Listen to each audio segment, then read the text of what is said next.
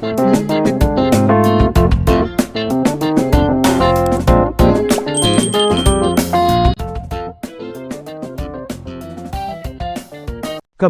3061. Lumakad si Helvias sa bitek ng Pormasayon at nakarating sa loob ng Mount Frostkai. Isang simpleng bahay na gawa sa kahoy ang itinayo sa open space sa tuktok ng bundok. May mga simpleng lamesa at upuan na nakalagay sa labas ng kahoy na bahay. Pagdating sa tuktok ng bundok, pinagsalikop ni Helvias ang kanyang mga kamay at magalang na tumawag. Old Master, Kriek. Bumukas ang kahoy na pinto. At lumabas ang isang matandang lalaki. Ang matanda ay mukhang medyo matagal na ang buhay. Siya ay may isang ulo ng puting buhok kasama ang isang puting balbas.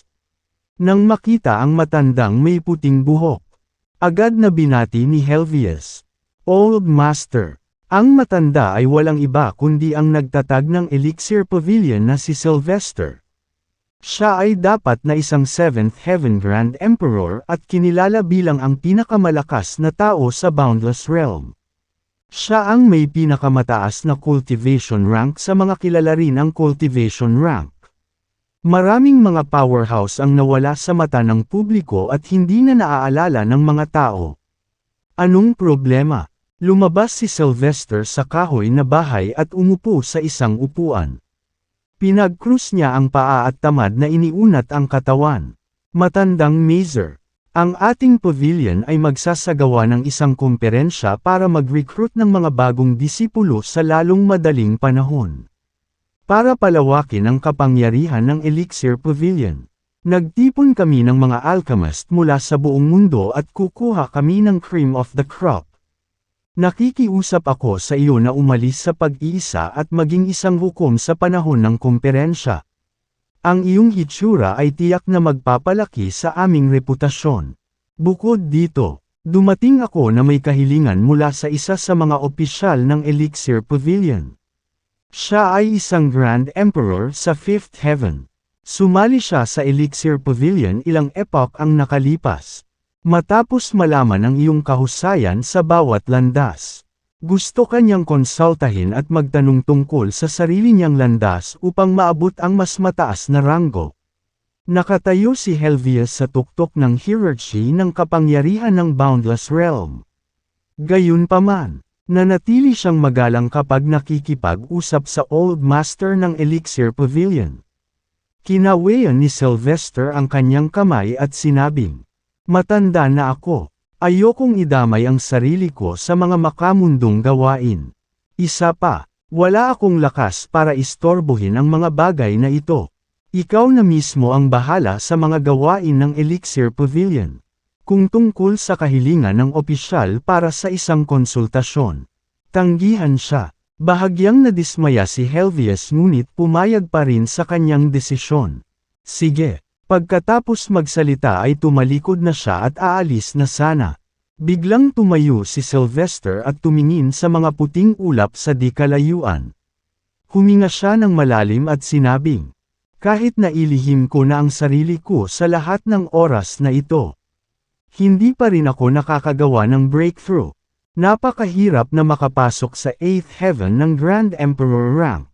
Nang lumingon si Helvias, bigla siyang natigilan. Kapag naabot ng isa ang divine rank, isang Ausia ang mabubuo sa kanyang katawan. Ang Ausia na ito ay magiging path seal kapag naabot ang Grand Emperor rank. Si Sylvester ay isa sa pinakamalakas na tao sa Boundless Realm. Siya ay isang Grand Emperor sa 7th Heaven. Gayunpaman, hindi siya gumugol ng maraming pagsisikap sa pagsasanay sa kanyang pisikal na katawan. Kaya, ang kanyang pisikal na lakas ay mas mahina kaysa sa kanyang kultibasyon na ranggo. Nang buong lakas na umatake si Helvias, agad nitong nabasag ang kanyang path seal. Sa normal na mga pangyayari, ang pagkabasag ng path seal ng isang tao ay nangangahulugan ng agarang kamatayan. Gayunpaman, maaaring gamitin ng malalakas na cultivator ang kanilang enerhiya upang patatagin at protektahan ang kanilang mga path seal mula sa pagkabasag. Sa galit, Hinampas din ni Sylvester si Helvius sa dibdib. Ang kanyang mapangwasak na puwersa ay kumalat sa katawan ni Helvius at sinira ang kanyang path seal. Dalawang makapangyarihang magsasaka ang walang kahirap-hirap na nawalan ng kakayahan. Matapos masugatan si Helvius, ang mga bakas ng itim na enerhiya ay lumabas sa kanyang katawan at naglaho sa hangin. Agad na nagkamalay si Helvius. Ang una niyang naramdaman ay ang matinding paghihirap.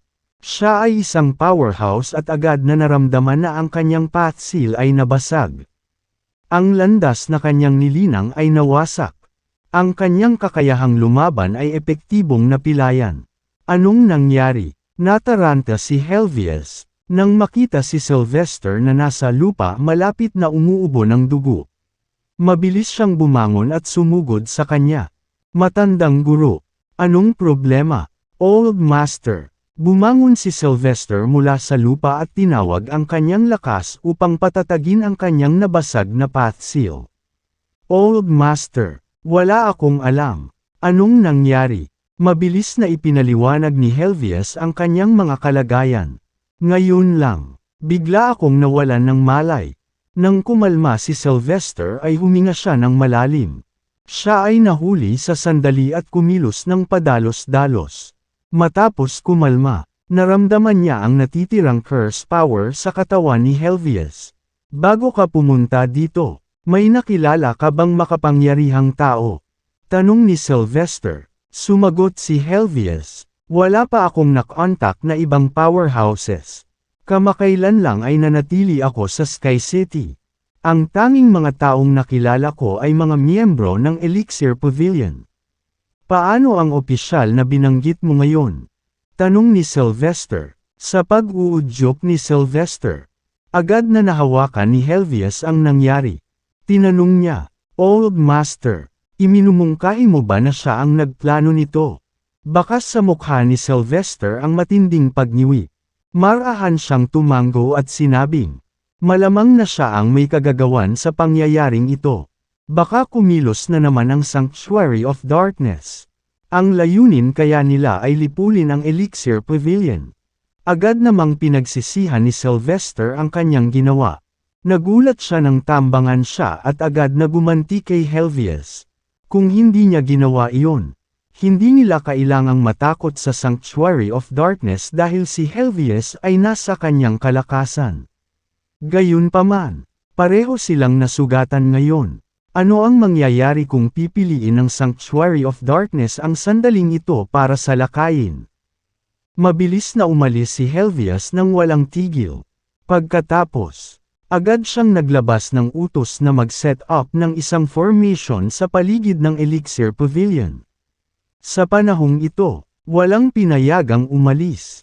Pagkatapos nito, ipinatawag niya ang marami sa makapangyarihang miyembro ng Elixir Pavilion. Ang Elixir Pavilion ay ang pinakakakilakilabot na sekta sa mundong ito. Ang mga pangunahing miyembro nito ay pawang mga magaling na magsasaka, na alinman sa mga mahusay na emperador o quasi-emperors. 10,000 mga powerhouse ang natipon sa pangunahing bulwagan.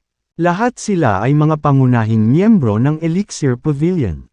Ang pinakamahina sa kanila ay mga quasi-emperors sa Fifth Tribulation. Anong problema, Pavilion Master? Bakit mo na-activate bigla ang formation? At saka, bakit mo ipinatawag ang lahat ng pinakamalakas sa sekta ng biglaan? Utos agad ni Helvius. Pumunta ka agad sa Mount Jacan at ikulong ang lahat doon.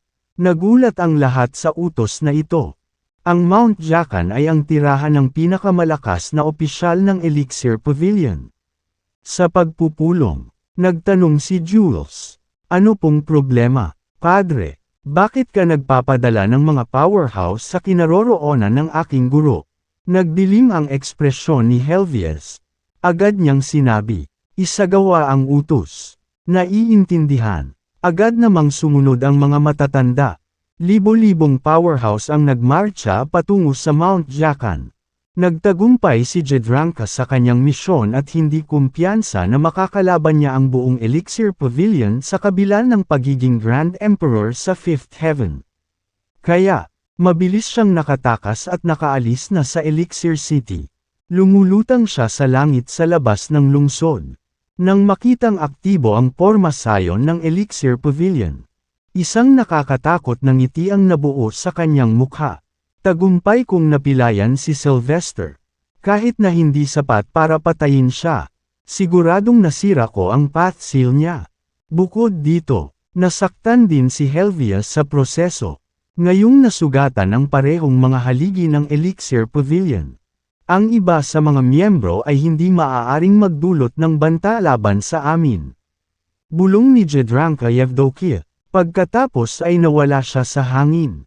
Samantala, tinawag ni Helvius ang lahat ng makapangyarihang miyembro upang magtungo sa Mount Jacan. Ngunit nahuli lamang nila ang ilang mga katulong at alagad na nagtatrabaho para sa Jedranka. Si Jedranka mismo ay wala kahit saan. Iniutos ni Helvius na pansamantalang ikulong ang mga nasa kanyang bundok. Sa isang lihim na silid ng pagpupulong ng Elixir Pavilion. Ilang mga pangunahing miyembro ang natipon. Nag-alala ang dakilang elder ng Elixir Pavilion at nagtanong. Ano ba talaga ang nangyari? Pavilion Master. Casual na ikanaway ni Helvius ang kanyang kamay. At isang marka ang lumitaw sa kanyang palad. Kulay ginto ito at maraming bitik. Ang marka ay parang mababasag sa kaunting haplos. Ito, napatayo sa gulat ang mga matatandang naruroon. Ang dakilang elder ng Elixir Pavilion ay bumulalas. Ano ang nangyari sa iyong path seal? Pavilion Master, bakit nasira? Mataimtim na ipinaliwanag ni Helvius ang pangyayari. Hindi ko inaasahan na magiging miyembro ng Sanctuary of Darkness si Jedranka. Nakapasok siya sa Elixir Pavilion para lang sa araw na ito.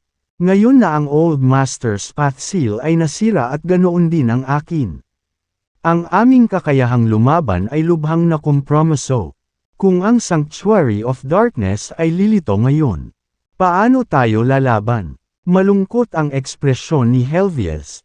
Ito ang pinakamalaking sakuna na naranasan ng Elixir Pavilion mula noong ilang epoch. Matapos marinig ito, agad na nagdilim ang mga ekspresyon ng mga pangunahing elder. At tumahimik ang meeting room. Walang nagsalita. Pagkaraan ng ilang sandali, nagtanong ang dakilang elder, ano ang dapat nating gawin ngayon? Pavilion Master, bilin ni Helvius sa kanila. Gamitin ang komperensya bilang isang dahilan at ipatawag ang lahat ng aming mga alagad na kumalat sa labas. Kasabay nito, idirekta ang lahat ng opisyal na magtipon sa Elixir Pavilion.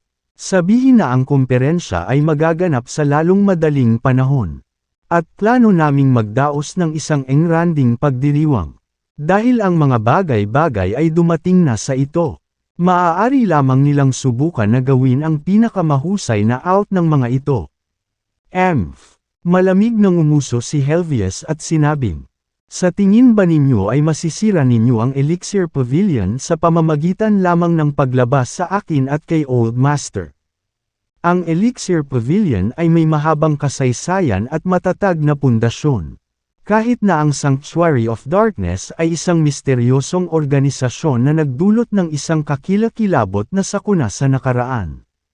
Ang Elixir Pavilion ay determinado na alisin ang mga ito kung sila ay lumitaw. Sabi ni Helvius. At saka, lahat ng sinabi ngayon ay confidential. Huwag hayaang kumalat ang balita. Kung hindi, magdudulot ito ng panik sa mga tao. Naiintindihan. Isasagawa namin ang iyong mga utos. Pavilion Master, marahang iwinagayway ni Helvius ang kanyang kamay. Lahat ay na-dismiss. Ang mga pangunahing miyembro ay nagsimulang umalis. Nang makaalis ang lahat, lumuhod si Helvius sa kanyang upuan. At namutla ang kanyang mukha. Nasira ang kanyang path seal. Bagamat nakaligtas siya, sa kalaunan ay mamamatay siya kung patuloy na kumalat ang pinsala. Pumasok siya sa pag-iisa ng walang sandali. Samantala, walang kamalay-malay si James sa mga nangyayari sa ilalim ng balat. Pansamantalang nanatili si James sa manor ng Elixir Puff Island ng maraming araw. Maliwanag ang sikat ng araw ngayon. Umupo si James sa looban at nagpahinga. Samantala, binalingan siya ni Monica ng mga tanong tungkol sa elemental inversion. Mula nang makuha niya ang elemental inversion, sinisikap niyang intindihin ito. Gayunpaman, ito ay isang napakalalim na secret art, at hindi niya ito lubusang maunawaan sa loob ng maikling panahon. Bahagyang nataranta si James sa mga tanong ni Monica. Napagtanto niya na mas mahusay na ang pag-unawa ni Monica sa elemental inversion kaysa sa kanya. Dahil dito, nahirapan siyang sagutin ang ilan sa mga tanong nito. Tungkol dyan, nauutol na sabi ni James. Ang trabaho ng guro ng AA ay gabayan ka sa tamang landas. Kung tungkol sa pag-unlad ng iyong paglilinang, iyon ay para sa iyo na makilala para sa iyong sarili. Hindi ko maituturo sa iyo ang lahat, Monica. Ang paglalakbay sa paglilinang ng bawat isa ay magkakaiba. At ang bawat isa ay natututo sa iba't ibang bilis. Kung ituturo ko sa iyo ang lahat, makakasama ito sa iyong paglaki. Ikaw na mismo ang mag-isip nito. Gumawa ng dahilan si James. Natagpuan ni Monica ang kanyang mga salita na makatwiran. Tumango siya, at sinabing, "Okay." Sa pagkakataong iyon, lumapit si Jules sa kanila. Umupo siya sa harap ni James at ang gwapo niyang mukha ay nag-form ng malungkot na ekspresyon. Tumingin sa kanya si Monica at nagtanong, "Anong problema, young master? May nagalit ba sa'yo?" Malungkot na sinabi ni Jules. "Hindi ko alam kung ano ang nangyari. Ngunit ipinatawag ng aking ama ang lahat ng powerhouses ng Elixir Pavilion upang pigilan ang ilan sa mga disipulo at tagasunod ng aking guro. Samantala, hindi alam ang kinaroroonan ng aking guro.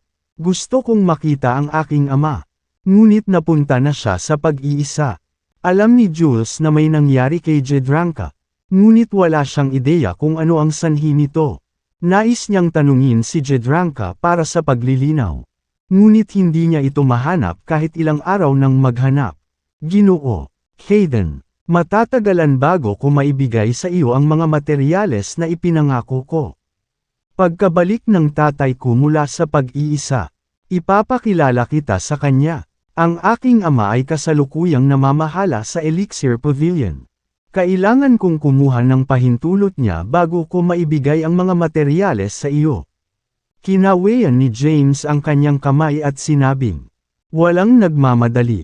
Ang kanyang pangunahing layunin sa pananatili sa Elixir Pavilion ay upang tipunin ang mga materyales na kailangan para buhayin si Emperor Jabari. Si Emperor Jabari ay isang Grand Emperor sa Ninth Heaven. Siya ay may napakataas na pangangailangan upang mabawi ang kanyang pisikal na katawan. Kung mas malakas ang kanyang nabagong katawan, mas magiging malakas siya. Bukod dito, mapapabilis din ito ang bilis kung saan siya nakabawi ng enerhiya. Ang Elixir Pavilion ang pinakamalakas na puwersa sa Boundless Realm. Pagkatapos niyang makuha ang mga materyales mula sa Elixir Pavilion, natipon sana niya ang karamihan sa mga materyales na kailangan para buhayin si Emperor Jabari. Ang natitira ay magiging mas madaling kolektahin. Titigil na ako sa pang-iistorbo sa iyo, Mr. Hayden. Babalik ako para tingnan ang sitwasyon at tingnan kung ano ang nangyayari sa Elixir Pavilion. Pagkatapos magsalita ay tumalikod na si Jules para umalis. Nanatili pa si James sa manor ng Elixir Pavilion ng ilang araw. Hindi pa siya umalis sa Sky City sa panahong ito. Curious about Sky City, tumayo siya at naglakad palabas ng manor. Naglakad-lakad si James sa mataong kalye at agad niyang napansin ang magkabilang gilid ng kalye na puno ng mga tindahan ng elixir. Ang mga elixir na ibinebenta sa mga tindahang ito ay nasa divine rank man lang. Nagpagala-gala siya ng walang patutunguhan. Maya-maya, pumasok siya sa restaurant at umorder ng flagon ng alak. Pagkatapos, nagsimula siyang uminom ng mag-isa. Ilang araw na lang magaganap ang auction ng Oscars. Nabalitaan kong magsusubaste sila ng Emperor rank elixir sa pagkakataong ito. Isang Emperor rank elixir. Seryoso ka? Totoo iyon. Sinasabing ginawa ito ng Grand Patriarch ng Oscars. Gumastos siya ng maraming blood energy sa paglikha nito. Ang elixir ay nagpapahintulot sa isa na labanan ang isang Emperor rank tribulation. Ang ilang mga alagad ng Elixir Pavilion ay tinatalakay ang isang auction sa restaurant. Nakinig si James sa usapan nila. Pagkatapos niyang maubos ang kanyang alak ay lumabas na siya ng restaurant. Pagkatapos, bumalik siya sa Elixir Pavilion. Pagpasok pa lang niya sa mansyon ay nakita niya si Jules na nagmamadaling lumabas. Nang makita ang kanyang naguguluhan na ekspresyon, nagtanong si James, "Ano ang problema? Bakit ka ba nagmamadali?" Naalarma si Jules. "Sa tingin ko may nangyaring masama. Mr. Hayden, hinanap ko ang aking ama ngunit siya ay nag-iisa at tumangging makita ang sinuman. Pagkatapos, sinubukan kong hanapin ang Great Elder. Ngunit tinalikuran din niya ako. Kahit na ang mga matatanda ay tumanggi na makita ako." Binigyan siya ni James ng nakakapanatag na ngiti. Ano kayang nangyari? Marahil ay magaganap na ang kumperensya sa lalong madaling panahon. Kaya't sila ay masyadong abala upang aliwin ka. Mamaya na tayo hahabol. Nakatanggap lang ako ng sekretong mensahe mula sa aking guro. Hiniling niya sa akin na magtungo sa labas ng lungsod. Para masabi niya sa akin kung ano ang nangyari. Puntahan ko muna siya. Sabi ni Jules. Dumating si Jules sa kanilang tagpuan ngunit walang nakitang tao doon. Ilang beses siyang tumawag. Pinagmamasdan ni Jedranka ang paligid mula sa malayo. Gusto niyang tiyakin na walang sinuman mula sa Elixir Pavilion ang nakasunod sa kanya. Mga 10 minuto niya itong pinagmamasdan mula sa anino. Nang makitang walang sumusunod kay Jules, nagpakita si Jedranka sa wakas. "Ma'am." Nang makita si Jedranka, agad na lumapit si Jules at nagtatakang nagtanong. "Anong nangyayari? Bakit pinangunahan ng aking ama ang mga powerhouse ng Elixir Pavilion sa Mount Jacan?" Nakasuot si Jedranka ng mahabang damit na kulay ube. Siya ay payat at mukhang maganda. Tumingin siya kay Jules at nakangiting sabi, "Ano kayang nangyari I wonder? Huwag kang mag-alala, hindi ito big deal. Kung gayon bakit ka umalis sa Elixir Pavilion?" Tanong ni Jules. Sinabi sa kanya ng kanyang intuition na maaaring may nangyari. Gayunpaman, wala siyang ideya kung ano ang nangyayari. Ibinasura ni Jedranka ang kanyang mga alalahanin. "Wala naman talaga. Tinawagan lang kita dito para sabihin na ayos lang ako. Dapat kang bumalik. Huwag mong sasabihin kahit kanino na nakita mo ako. Kahit ang tatay mo." "Okay." Nagdilim ang ekspresyon ni Jules. Gayunpaman, nawala na ang figure ni Jedranka. Ano ang ginagawa niya? Hiniling niya sa akin na pumunta dito. Sasabihin niya sa akin ang totoo. Bakit wala siyang sinabi sa akin? Napasimangot si Jules. Gayunpaman, wala siyang kamalay-malay na isang tipak ng itim na enerhiya ang dumaikit sa kanyang katawan nang mawala si Jedranka. Maging si Helvius ay hindi napansin kung kailan ito nangyari. Kaya mas malabong na-detect ni Jules ang enerhiya. Pakiramdam niya ay nag-aksaya siya ng oras. Nang hina ang loob, bumalik siya sa Elixir City. Pagpasok sa lungsod, naalala niyang gusto ni James ng imbitasyon sa auction. Kaya, dumaan siya sa tirahan ng Oscars para humingi ng isa. Dahil si Jules ang young master ng Elixir Pavilion, madali para sa kanya na makakuha ng imbitasyon. Bumalik siya sa Elixir Mansion sa Sky City. Ginoo Hayden, nakarating siya sa courtyard na tinutuluyan ni James. Pumasok siya sa loob at nakita niya si James na nakaupo sa isang upuan at nakatingin sa malayo. Tila malalim ang iniisip. Tumigil sa pagde-daydream si James at tumingin kay Jules. Tumango siya at sinabing, "Bumalik ka na." Kinuha ni Jules ang imbitasyon. Iniabot ito, at sinabing, Binigyan kita ng imbitasyon para sa auction ng Oscars. Nagtanong din ako tungkol sa auction at nabalitaan kung magaganap ito sa Elixir City sa loob ng 3 araw. Narinig ko rin na naglagay sila ng maraming mahahalagang bagay para sa auction.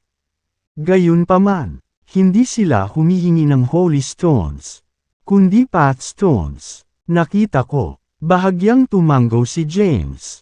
Alam niya ang tungkol sa Path Stones. Ginoo, Hayden. Nagpaalam na ako sa iba pang staff. Kung mayroon kang anumang mga pangangailangan, huwag mag-atubiling gumawa ng isang kahilingan.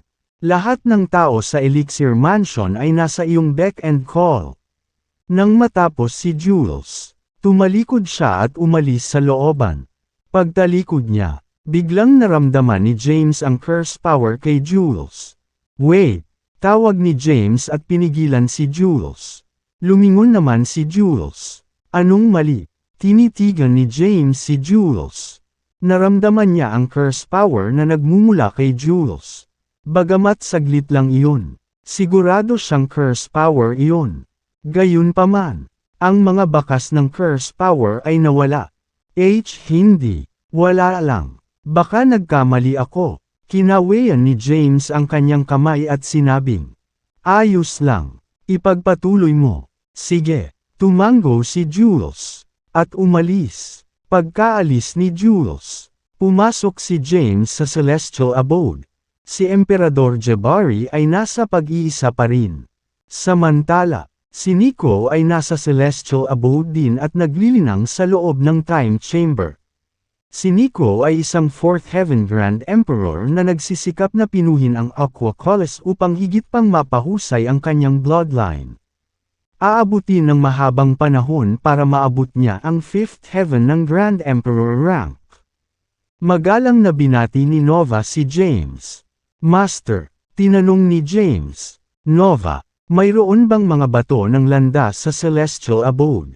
Sabi ni Nova, yes, we have a good amount of them. Sumama ka sa akin. Umalis si James sa City Lord's Mansion kasama si Nova at tumungo sa likod ng lungsod. Mayroong maraming mga independenteng patio. Dinala ni Nova si James sa isa sa mga courtyard. Nang buksan ni Nova ang gate ng courtyard, nakita ni James ang maraming mahiwagang bagay na lumulutang sa loob. Mayroong ilang mga natatanging kristal sa iba't ibang uri ng mga hugis. Lahat sila ay may isang bagay na karaniwan. Nagkaroon sila ng mystical aura at naglalaman ng path energy. Ipinaliwanag ni Nova, kinakolekta ni Emperor Jabari ang mga pathstone na ito habang binabagtas ang universo. Noon pa man ay gusto ni Sophie ang mga pathstone na ito. Ngunit hindi siya kwalipikadong pumasok sa lugar na ito. Ang bawat pathstone dito ay hindi mabibili. Nag-isip sandali si Nova bago sinabing, ang pagkuha ng pathstones ay katulad ng pagsusugal. Ang bawat pathstone ay potensyal na naglalaman ng alinman sa kumpletong path o mga fragment ng isang path at walang makapagsasabi kung ano ang nasa loob. Kahit na ang mga Grand Emperors ay hindi matukoy ang pathstones. Ilang panahon na ang nakalipas mula nang sumali si Jedranka sa Elixir Pavilion. Matagal na siyang nanatili doon. Kaya pamilyar siya sa loob ng Elixir Pavilion. Gayunpaman, maraming mga pinaghihigpitang lugar na kahit ang pinakamalakas na opisyal ay hindi mabisita. Hindi siya nang ahas na pumasok sa mga lugar na ito nang walang ingat. Gayunpaman, iba ito ng kontrolado niya si Jules. Ang kanyang pagkakakilanlan ay nagpapahintulot sa kanya na umalis at pumasok sa mga lugar ayon sa gusto niya. Na nagpapahintulot sa Jedranka na itala ang istruktura ng pagbuo sa paligid ng pangunahing bundok. Hanggat nabanggit niya ito, maaari niyang pag-aralan ang istruktura nito at masira ito pagkatapos ng ilang oras. Kapag sumiklab ang digmaan, sisirain niya ang Pormasayon. Kung wala ang protection na Pormasayon, ang Elixir Pavilion ay magiging isang nakaupong pato. Lumipas ang 3 araw sa isang kisap mata. Umalis si James sa Sky City at nagtungo sa labas ng Elixir Pavilion patungong Elixir City. Ang Elixir City ay ang pinakamakapangyarihang lungsod sa Boundless Realm. Mas mababa sa wala. Ngayon, naging masigla ang lungsod dahil sa ginawang auction ng pamilya Oscar.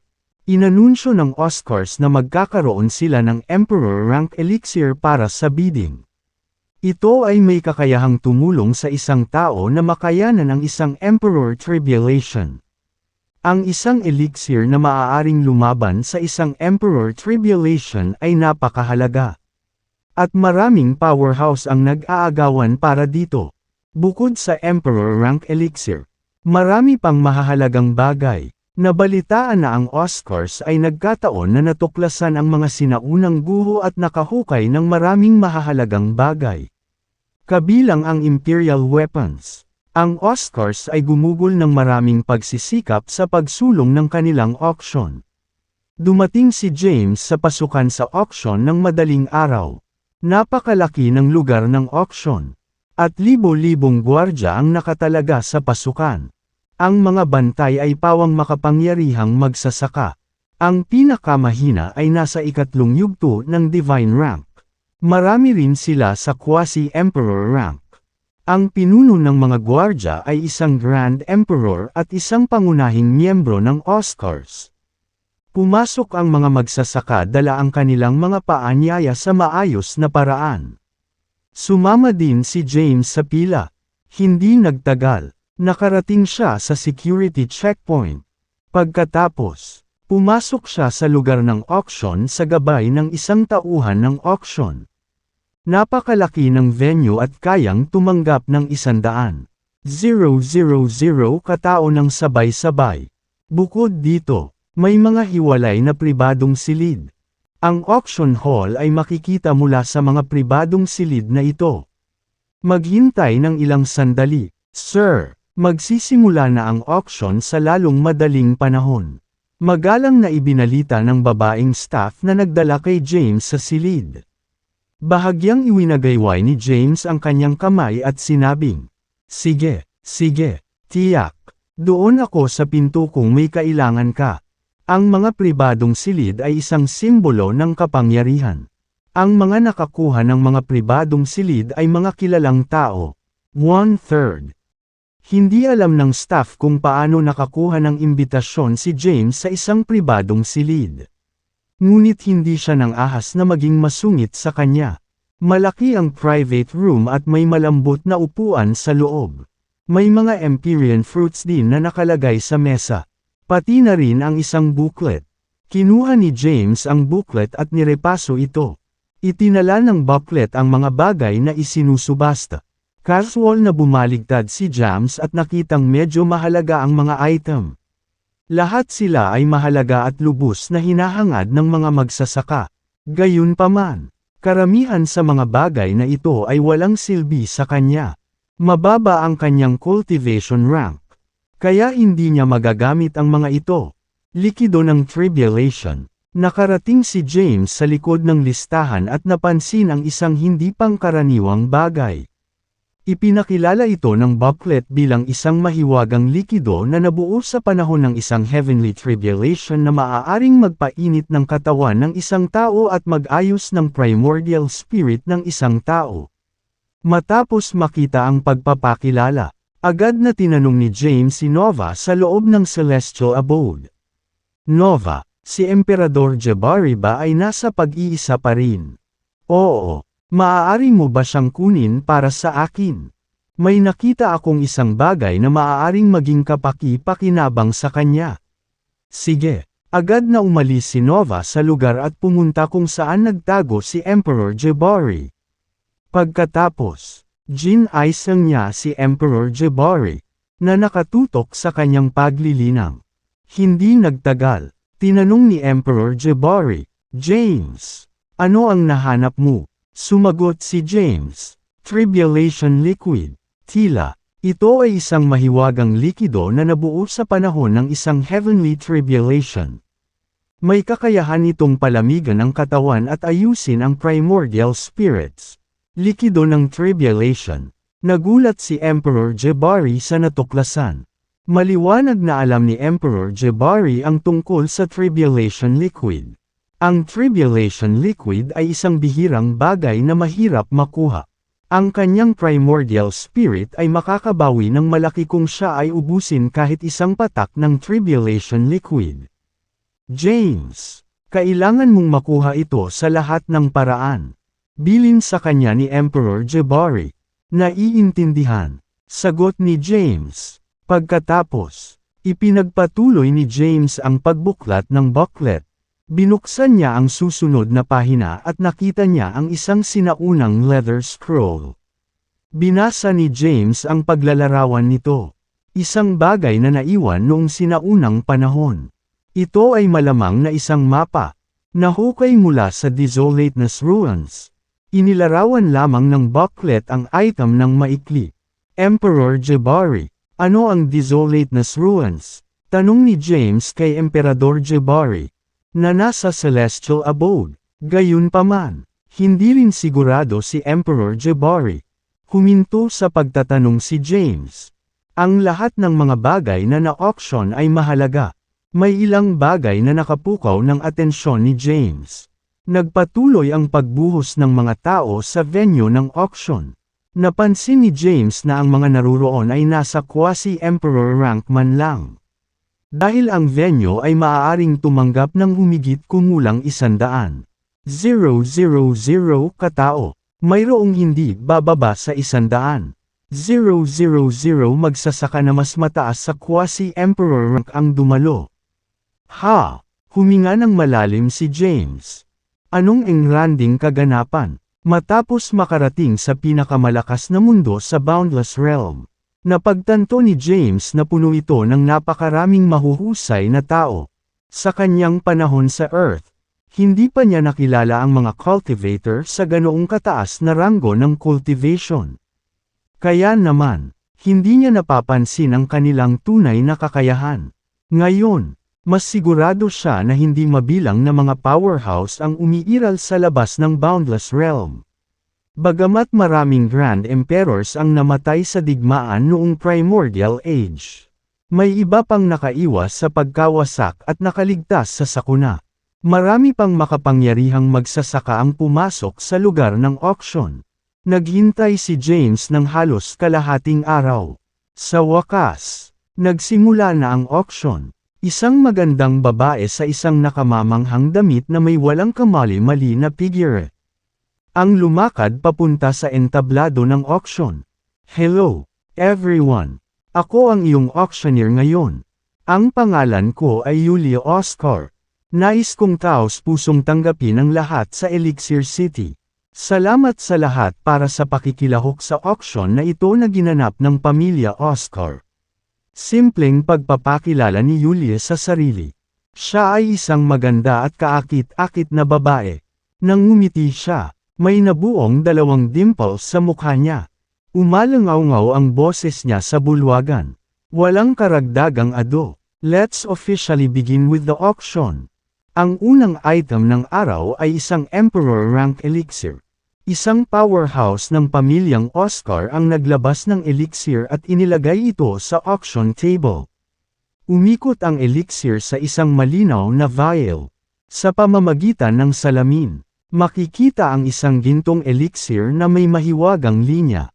Ito ay isang Emperor Tribulation Elixir.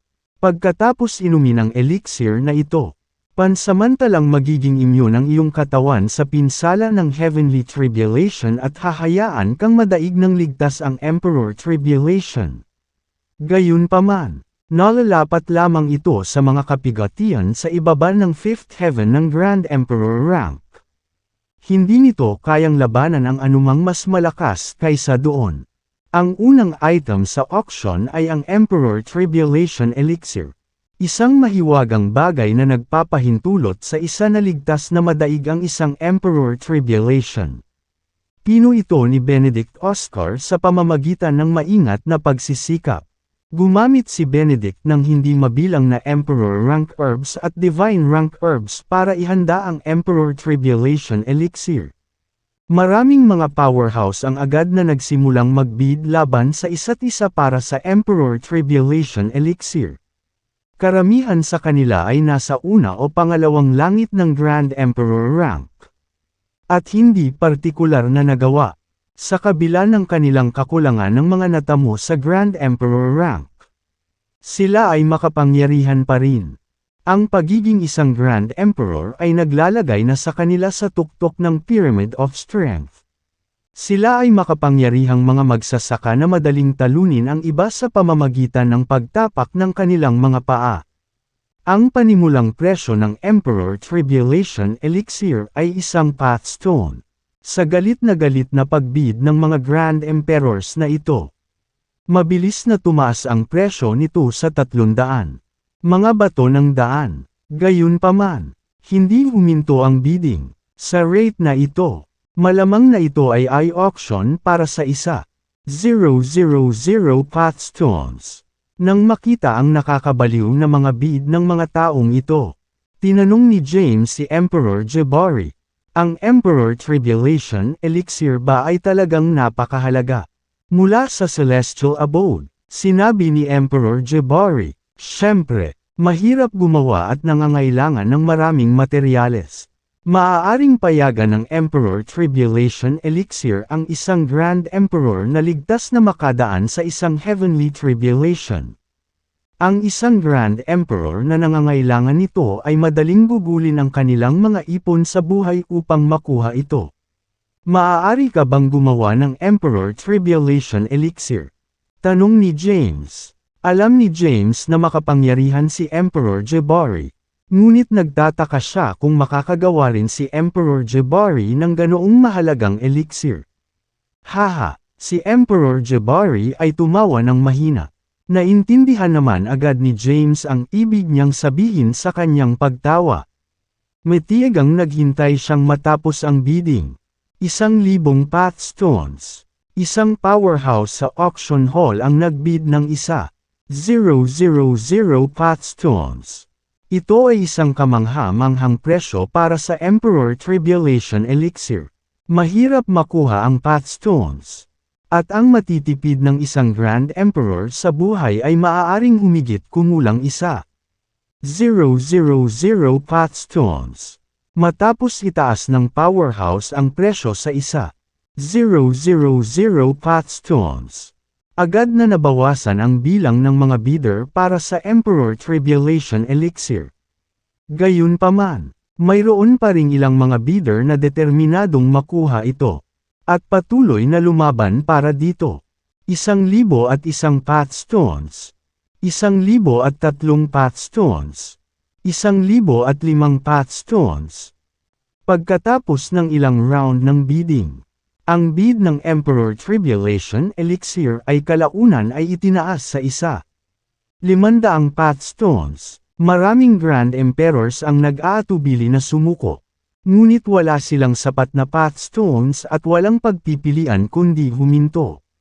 1,500.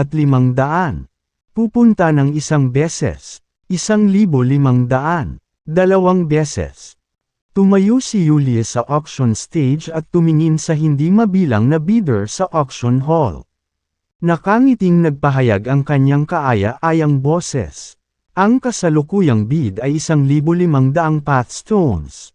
May naririnig ba akong mas mataas na bid? Kung hindi, ang Emperor Tribulation Elixir ay ibebenta sa halagang 1,500 pathstones. Inis kanya ang auction hall. Maraming gamit ang Tribulation Liquid. Maaari itong magamit upang pasiglahin ang katawan at ayusin ang mga primordial spirits. Sa madaling salita, ito ay madaling gamitin. Ang panimulang presyo ay isang hindi pa nabuksang pathstone. Magbibid ako ng 2 pathstones. 300 na bato.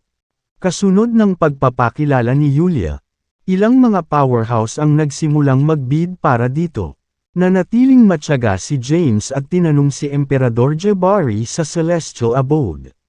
Marami ka ng karanasan, di ba, Emperor Jabari? Magkano ang Tribulation Liquid? Sumagot si Emperor Jabari, para sa mga nangangailangan nito.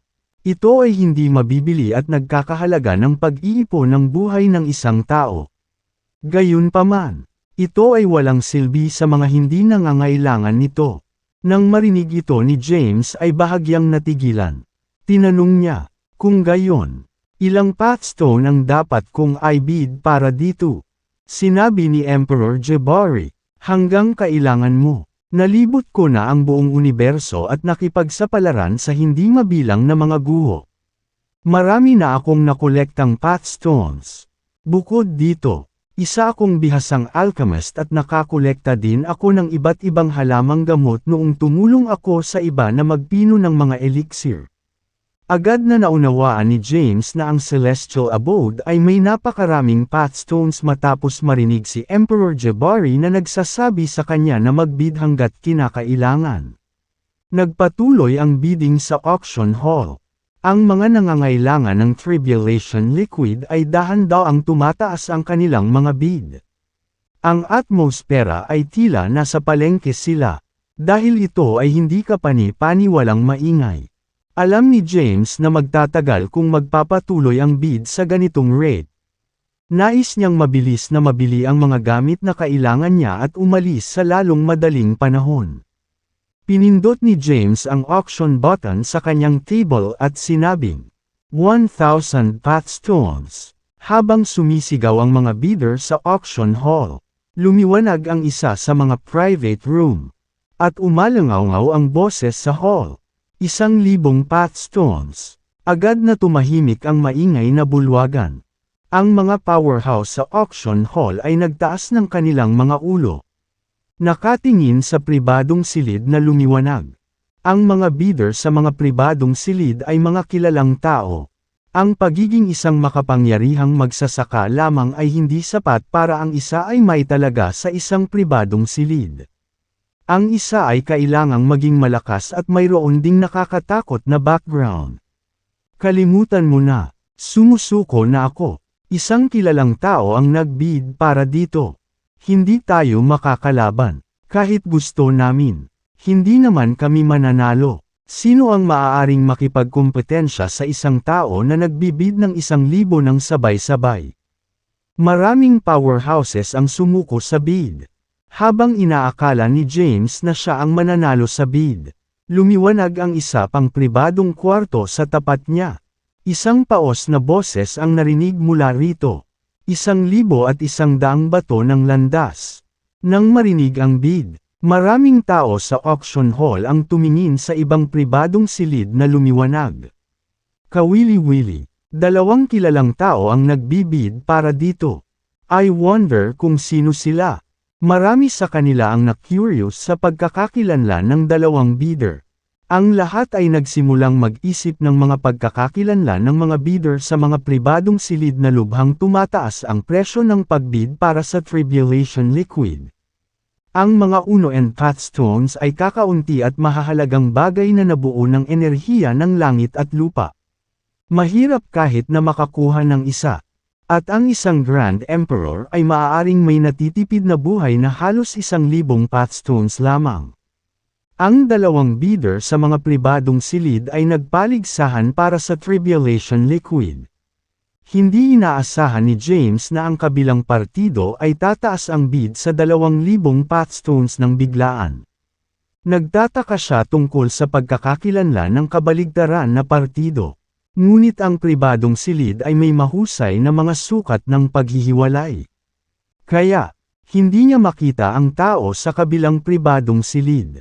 Gayunpaman, para kay James, ang pathstones ay ilan lamang sa mga walang kwentang kristal.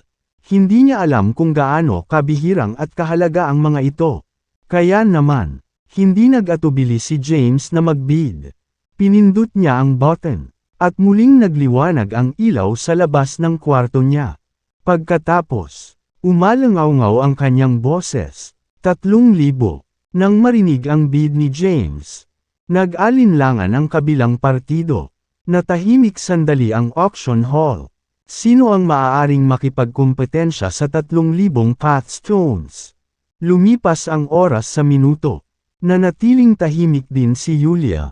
Naghihintay sa kabilang partido na magpatuloy sa bid.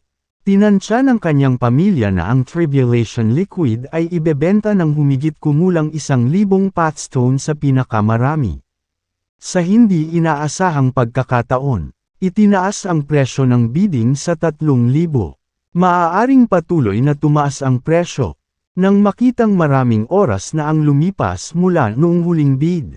Agad na sinabi ni Yulia, ang aming kagalang-galang na bidder sa pribadong silid ay nagbid ng 3,000 Pathstones. Mayroon bang bid na mas mataas sa 3,000? 3,000, minsan, 3,000, 2 beses. Pagkatapos tumawag ng 2 beses, huminto sandali si Yulia, 3,001. Sa wakas, gumawa ng isa pang bid ang kabilang partido. Gayunpaman, tinaasan lamang niya ang bid ng 1 Pathstone. Kumunat ang noo ni James. Kalabanan pa niya ito. Kailan siya susuko? Frustrated. James bid, 3,100. Isang paos na boses ang narinig mula sa tapat ng pribadong kwarto. Damn it! Mas mabuting lumampas ka, binata. Ako ang Panginoon ng espiritual na kaharian. Malaking silbi sa akin ang Tribulation Liquid. Inihayag ng ibang bidder ang kanyang pagkakakilanlan. Agad siyang nagdulot ng kaguluhan sa auction hall. Hindi ko inaasahan na ito ang Panginoon ng espiritual na kaharian. Hindi ba't ang Panginoon ng espiritual na kaharian ay nag-iisa sa loob ng maraming taon? Matagal na siyang hindi nagpapakita ng sarili. Bakit siya biglang sumulpot? Hindi kaya nasugatan ang primordial soul niya? Nagsimula ang maraming talakayan sa bulwagan. Alam ni James ang tungkol sa spiritual realm. Isa ito sa 8 major realms sa Boundless Realm. Ang Boundless Holy Realm ay binubuo ng 8 major realm na ito at ng ibabaw sa Boundless Realm. Ang Lord of the Spiritual Realm ay isa sa mga pinakakilalang tao sa Boundless Realm. Ang Oscars ay hindi kahit na sa par sa kanila. Ang tanging maihahambing na puwersa laban sa kanya ay ang Pavilion Elixir. Gayunpaman, hindi natakot si James. Sumagot si James, paumanhin. Ngunit kailangan ko rin ng Tribulation Liquid. Kung gusto mo, maaari kang magpatuloy sa pagbid. Sayo na yan kung mas mataas ang number mo sa akin. Sa pag-alalay sa kanya ni Emperor Jabari, walang takot si James. Sige, mabuti. Isang paos na boses ang nanggaling sa tapat ng private room. Gusto kong makita kung makakaalis ka ng buhay sa Elixir City. Ang kanyang mga salita ay naglalaman ng matinding banta. Gayunpaman, walang pakialam si James sa kanyang mga banta. Ang iba pang mga powerhouse ay nagsimulang mag-isip tungkol sa pagkakakilanlan ni James. Sino ang ibang bidder? Hindi man lang siya natatakot sa Panginoon ng spiritual realm. Sa pagkakaalam ko, ang spiritual realm's Lord ay tila isang makapangyarihang cultivator sa 4th heaven ng Grand Emperor rank. Oo, bali-balita na si Kayagmer ay isang 4th heaven Grand Emperor. Gayunpaman, iyon ang kanyang ranggo sa paglilinang maraming mga panahon ang nakalipas. Siya ay nag-iisa ng hindi bababa sa 100 panahon. At ang kanyang lakas ay dapat na tumaas sa isang mas mataas na antas. Sa auction hall, nagpatuloy ang diskusyon. Nang marinig ang mga talakayan, nalaman ni James na ang pangalan ng Panginoon ng spiritual realm ay Kai. Napangiti siya ng mahina matapos malaman na ang Panginoon ng spiritual realm ay isa lamang 4th heaven Grand Emperor. Walang halaga ang 4th heaven Grand Emperor kung bigyan siya ng lakas ni Emperor Jabari. Maaari niyang pasiglahin ang pinakamataas na lakas ng kanyang pisikal na katawan. Nakatumbas ng isang 5th heaven Grand Emperor. Bukod dito, si Nico sa loob ng Celestial Abode ay isa ring 4th heaven Grand Emperor. Hanggat nagtagumpay si Nico sa pagpapahusay ng kanyang bloodline, siya ay papasok sa 5th stage ng Grand Emperor rank. Si James ay tiwala at walang takot sa Boundless Realm gamit ang kanyang kasalukuyang mga trump card. Nang makitang tumigil si Kai sa pagbid, nagpatuloy si Yulia sa pagsasalita. 3,100. Isang beses. 3,200. 2 beses. 3,300. Naibenta. Umalangaw-ngaw ang auction hammer. Biglang nagmula sa pribadong kwarto ni Kai ang sobrang pag-alit na enerhiya. Galit na galit si Kai sa ginawa ni James. Isa siya sa pinakamakapangyarihang cultivator sa Boundless Realm. Kahit saan man siya magpunta, tinatrato siya ng may karangalan. Hindi niya inaasahan na may hindi gumagalang sa kanya. Aaksyonan sana ni Kai si James kung hindi dahil nasa Elixir City siya. Teritoryo ng Oscars. Alam ni Kai kung gaano ka-impluwensya ang Oscars. Si Benedict ay isa sa mga kilalang opisyal ng Elixir Pavilion. Si Benedict ay isang Third Heaven Grand Emperor at isang Emperor rank alchemist.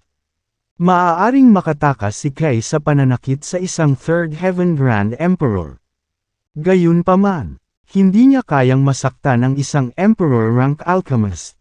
Naramdaman ng lahat ng naruroon sa auction hall ang pag-alit na aura ni Kai at nilingan ang kanyang pribadong silid.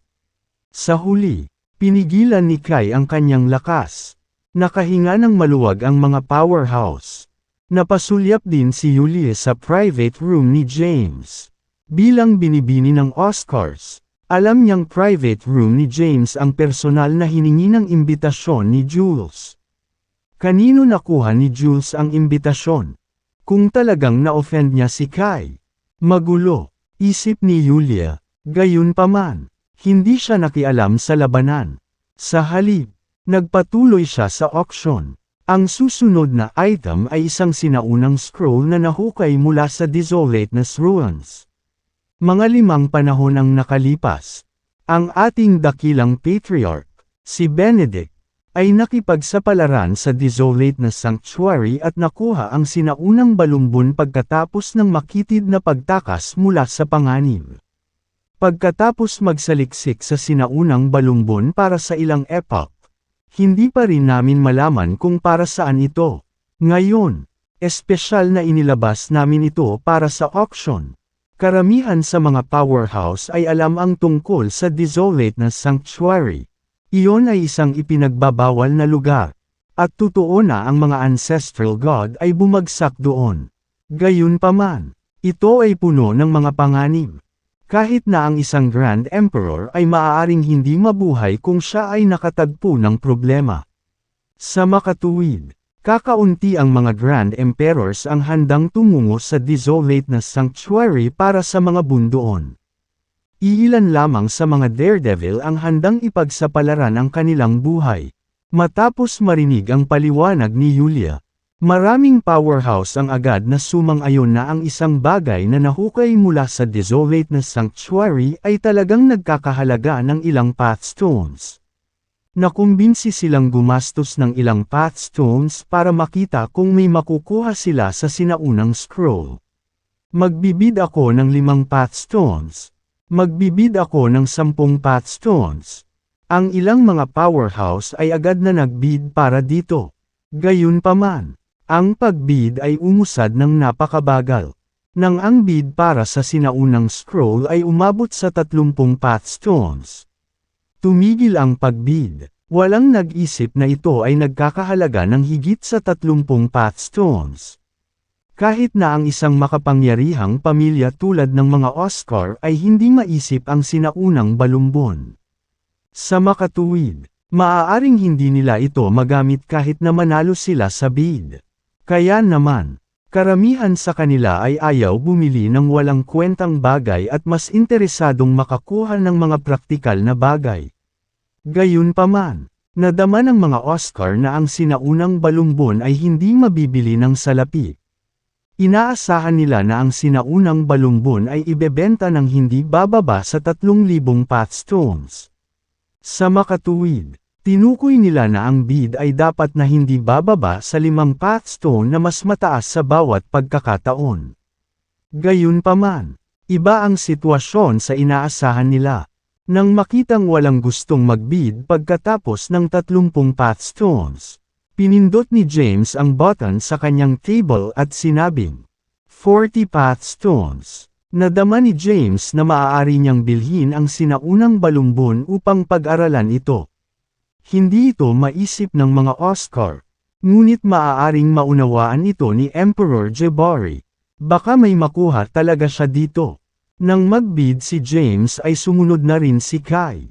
45 path stones. Si Kai ay walang interes sa sinaunang balumbon ngunit nais lamang na makasagabal sa paraan ni James. Galit na galit siya kay James. Nang makitang may gustong i-bid si James. Gusto niyang gumastos si James ng mas maraming pera dito. Si James ay mahinahong gumawa ng isa pang bid. 50 path stones. 55, 60, 65. Paulit-ulit na tinaasan ng dalawa ang kanilang mga bid. Ang bid para sa sinaunang scroll ay tumaas mula sa ilang dosenang pathstone hanggang ilang daan. Ang mga powerhouse sa auction hall ay nanunood na parang isang palabas. Walang inaasahan na magiging ganito ang mga bagay. Malinaw na sinusubukan ni Kai na galitin ang kanyang kalaban. 1,000. Naiinip na si James at agad na itinaas ang bid sa 1,000. Sigurado kang walang awa, makukuha mo ito. Matapos makuha ang dalawang bagay na gusto niya. Wala nang silbi ang lahat sa kanya. Tumayo si James at lumabas ng private room matapos matagumpay na mabili ang sinaunang scroll. Nakatayo sa labas ng private room ang isang staff na inayos ng Oscars. Siya ay napakarilag at may pambihirang ugali. Bukod dito, mayroon siyang napaka-sexy na figure. Nang makita si James na lumabas ng silid, tumingin ang babae kay James at magalang na nagtanong, "May magagawa ba ako para sa iyo?" "Sir," malumanay na sinabi ni James. "Gusto kong magpatuloy sa pagbabayad." "Sige, sa ganitong paraan. Pakiusap." Nag-welcome gesture ang babae at dinala si James sa isang VIP room sa likod ng auction hall. Sa sandaling iyon, naabisuhan din si Yulia habang nasa auction stage. "I'm very sorry. Mayroong ilang mga kagiat na bagay na kailangan kong asikasuhin kaagad. Ang auction ay magpapatuloy sa isa pang auctioneer." Pagkatapos ipaalam ni Yulia sa mga bidder, tumalikod na siya at umalis. Kasabay nito, ang isa pang auctioneer ay agad na umakyat sa entablado. Umalis si Yulia dahil kay James. Gusto niyang makita ang misteryosong bidder na bumili ng Tribulation Liquid at ang sinaunang scroll. Gustong malaman ni Yulia kung kanino ba talaga si Jules ang nagbigay ng imbitasyon sa auction. Naghintay ng ilang sandali si James. Maya-maya, isang napakagandang babae ang pumasok sa silid na may maliwanag na ngiti. Pagpasok ni Yulia sa kwarto ay napansin niya si James at bahagyang natigilan. Hindi niya akalain na napakabata pa ni James. Ni ang mahinang aura nito. May mali ba? Napatingin si Yulia sa mga tauhan sa pinto, na siyang responsable sa pagdala kay James sa VIP room. Sumagot ang staff, walang pagkakamali. Lumapit si Yulia at tumingin kay James.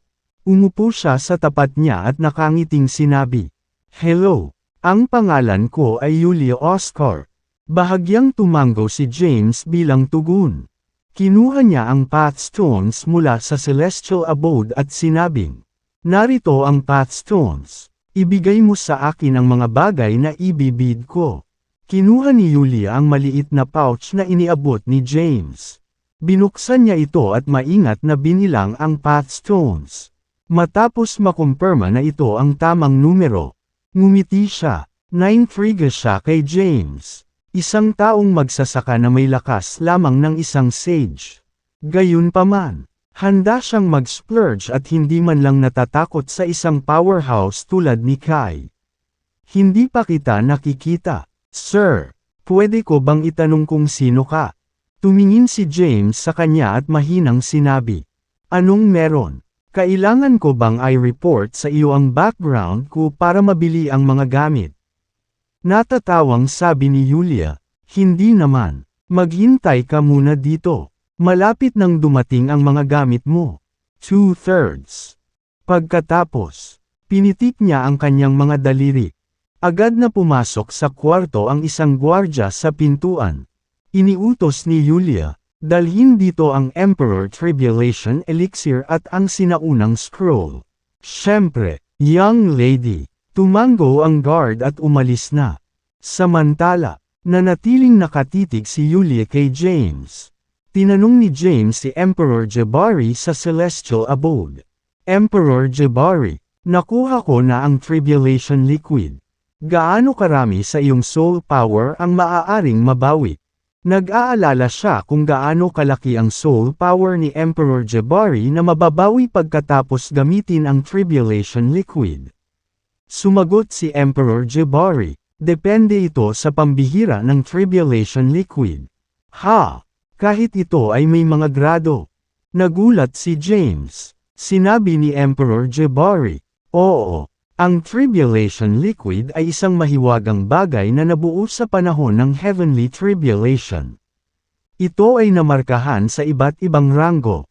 Kung ang Tribulation Liquid ay nakuha mula sa isang Sage's Heavenly Tribulation, ang mga epekto nito ay hindi magiging kasing ganda.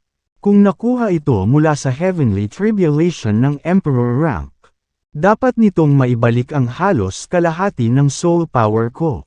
Nakita ko, si James ay may mas malinaw na larawan ng mga epekto ng Tribulation Liquid. Matapos makakuha ng sagot, bumalik siya sa realidad at tumingin kay Yulia. Nang makita ang malungkot na ekspresyon ni Yulia, nagtanong siya, ano ang mali? Wala. Problemadong sagot ni Yulia. Nagtanong si James. Siya nga pala. Anong uri ng Heavenly Tribulation ang kinakaharap ng cultivator nang makuha nila ang Tribulation Liquid? Ha! Bahagyang natigilan si Yulia. Hindi niya inaasahan na magtatanong ng ganoon si James. Anong mali? Mahirap bang sagutin ang tanong na iyon? Nagdududang tanong ni James. Sumagot si Yulia. Ang Tribulation Liquid ay nakuha ng isang powerhouse mula sa aming pamilya nang gumawa ng isang pambihirang tagumpay sa Divine Rank. Divine Rank. Nadismaya si James. Nalaman lang niya na ang Tribulation Liquids na nakuha mula sa mas mataas na Heavenly Tribulations ay may mas malaking epekto. Ang mga epekto ng Divine Rank Tribulation Liquid ay katamtaman at mas mababa kaysa sa Emperor Rank Tribulation Liquid. Anong problema? Inaasahan mo bang makakakuha ng Tribulation Liquid habang sinusubukang makaligtas sa Emperor Tribulation? Inilibot ni Yulia ang mata kay James. Tumigil sa pagsasalita si James at matiyagang naghintay sa kwarto. Hindi nagtagal. Pumasok sa silid ang isang miyembro ng Oscars na may dalang Tribulation Liquid at ang sinaunang scroll at ibinigay ang mga ito kay Yulia. Ibinigay sila ni Yulia kay James. Sinabing, go ahead and check them out. Kung walang mali, maaari mong iwanan ang iyong enerhiya sa kanila. Nagtagal si James para inspeksyonin sila. Ang Tribulation Liquid ay nakapaloob sa isang transparent na bote. May isang patak lang, halos kasing laki ng isang berry. Ito ay kulay ube, at ilang mga lilang inscription ang makikitang umaagos sa loob ng likido. Nagsalita si Emperor Jabari mula sa loob ng Celestial Abode. Iyon nga ay Tribulation Liquid. Kinuha ni James ang sinaunang balumbon at tiningnan ito. Binuklat niya ang scroll. Ang buong balumbon ay halos 1 metro ang haba at 1 metro ang lapad. May mga kakaibang linya at simbolo na nakaguhit dito. Nalaman na ni Kay na lumabas na si James sa private room niya. Kanina pa niya pinagmamasdan ang bawat kilos ni James. Tumanggi si Kay na palayain si James matapos matalo ang bid para sa Tribulation Liquid. Pagkaalis na pagkalabas ni James sa lugar ng auction, hinarang siya ng isang medyo may edad na lalaki. Ang nasa katanghaliang gulang na lalaki ay halos 40 taong gulang at nakasuot ng kulay abong balabal. Malungkot ang kanyang chubby na mukha. Nagsalubong ang mga kilay ni James. Ang lalaking pinipigilan si James ay walang iba kundi si Kai. Inilahad ni Kai ang kanyang kamay at malamig na sinabi, "Ibigay mo ito." Mula sa kanyang sinabi, agad na nakilala ni James ang lalaki na si Kai. Sisigat pa lang si James. May malamig na boses ang narinig mula sa likuran niya. "Sa tingin mo nasaan ka, Kai?" Lumingon si James at nakita niya si Yulia na naglalakad palabas ng auction venue.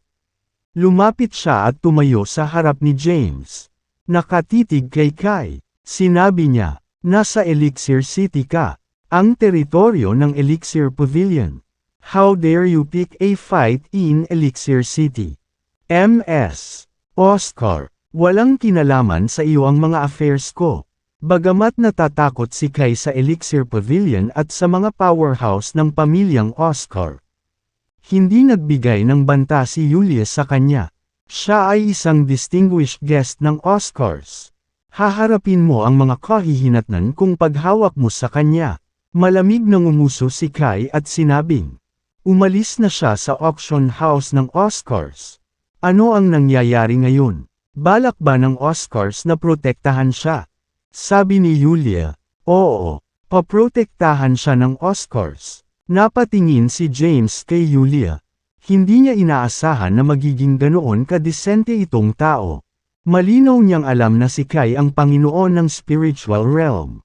Ngunit nanindigan pa rin siya upang ipagtanggol siya. "Akin ang tribulation liquid." Nagdilim ang ekspresyon ni Kai. At malakas na enerhiya ang lumabas sa kanyang katawan. Ang kanyang enerhiya ay bumuo ng isang nakakatakot na magnetic field.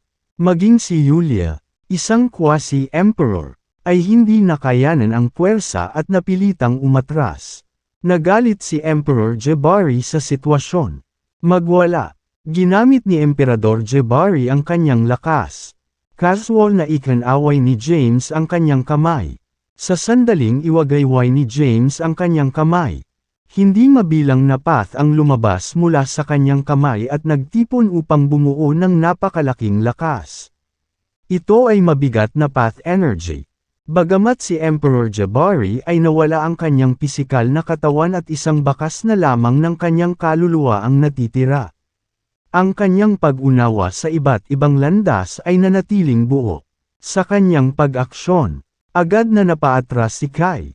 Gagawa na sana si Kai. Pero naunahan siya ni James.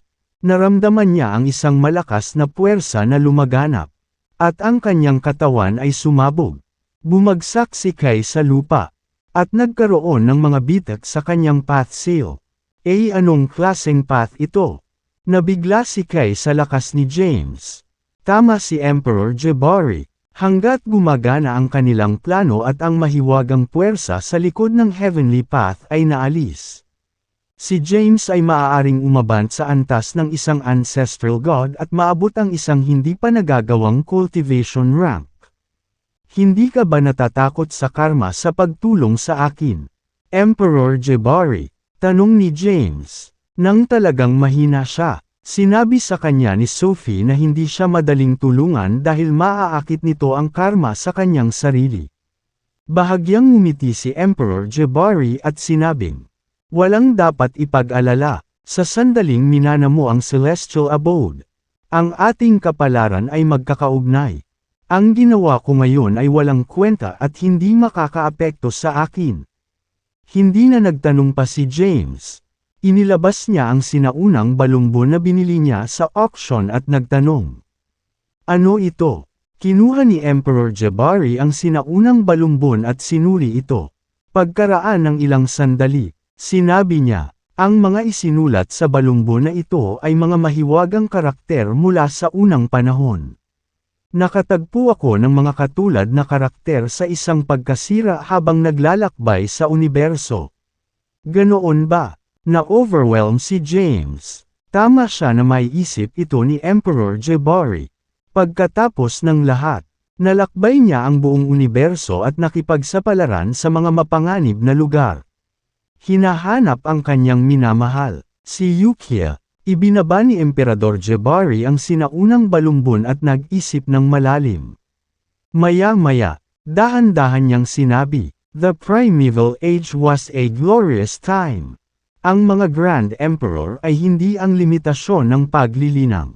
Sa halip, maaaring maabot ng isa ang pinakamataas na antas ng isang ancestral god.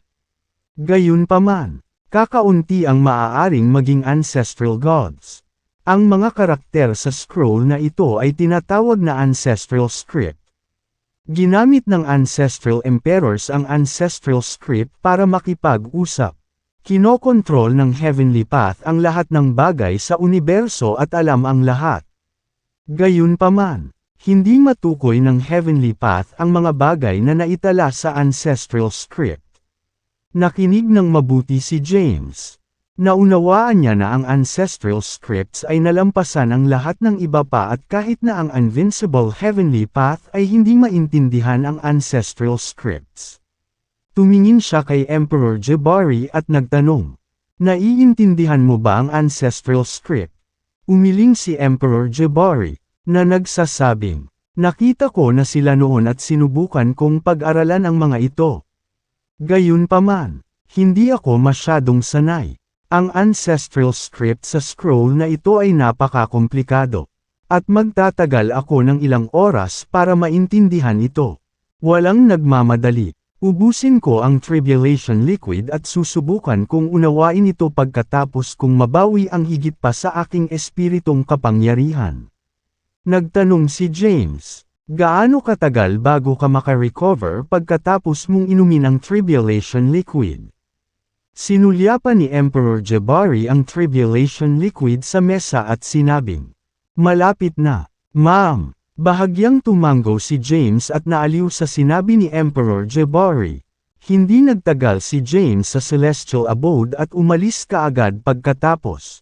Hindi nagtagal, bumalik siya sa labas ng mundo.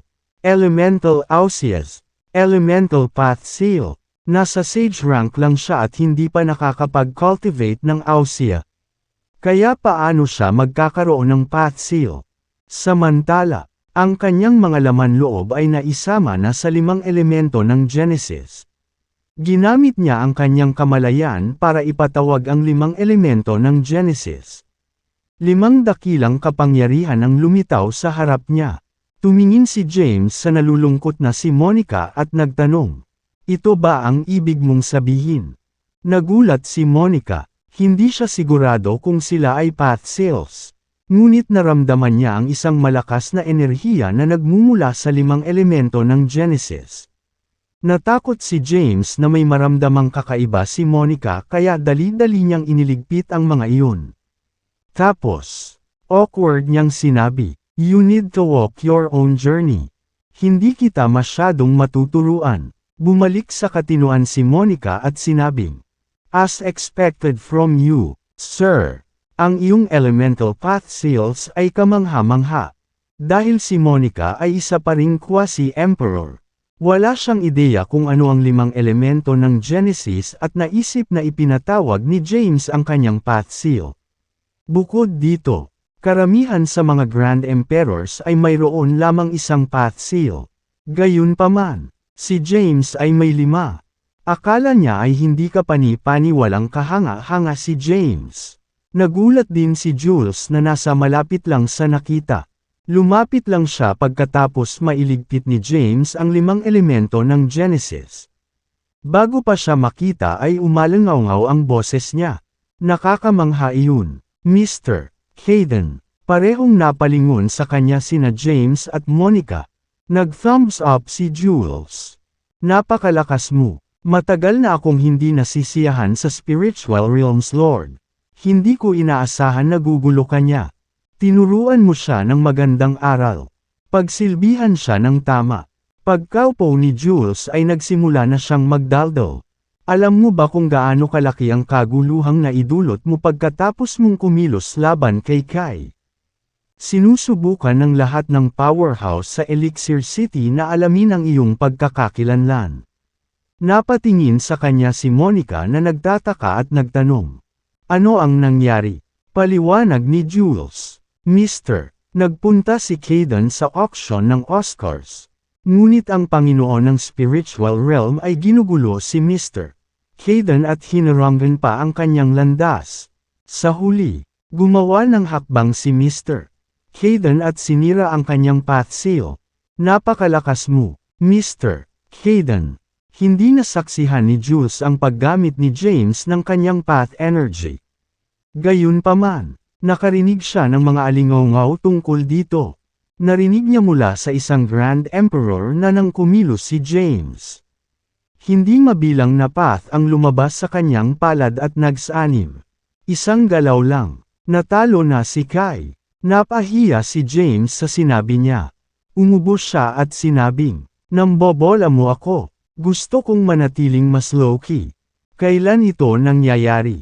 tanong ni James. Sumagot si Jules. "Ngayong gabi na." Tumingin si James sa langit. Gabi na noon at malapit ng maggabi.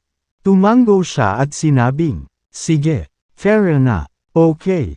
Ipapaalam ko kaagad kay Yulia at sasabihin ko sa kanya para masiguradong engrandeng party ito." Agad namang nagpaalam si Jules kay Yulia. Pagkatapos ng auction, sinubukan ni Yulia na alamin ang pagkakakilanlan ni James. Kaya, hinanap niya si Jules para magtanong tungkol sa kanya. Ito ang kanyang unang pagkakataon na kumuha ng inisyatiba na makipag-usap kay Jules pagkatapos ng hindi mabilang na mga taon. Saglit niyang nalaman ang tungkol kay James sa pamamagitan ni Jules. Si James ay itinuturing na pinakamahusay na powerhouse sa Boundless Realm. Kahit na ang Old Master ng Elixir Pavilion ay hindi makakalaban sa kanya. Matapos malaman ang tungkol kay James, matagal bago hamupa ang kanyang pagkabigla. Hindi niya inaasahan na si James, isang ordinaryong binata, ay nagtataglay ng ganoong kalaking lakas. Kaya naman, inimbitahan niya si James sa Oscar residence bilang panauhin. Nang makitang sa wakas ay nagkaroon na siya ng pagkakataon. Nangako agad si Jules na dadalhin si James. Nakaupo si Yulia sa looban ng mansyon ng kanyang pamilya nang bigla niyang matanggap ang notice mula kay Jules.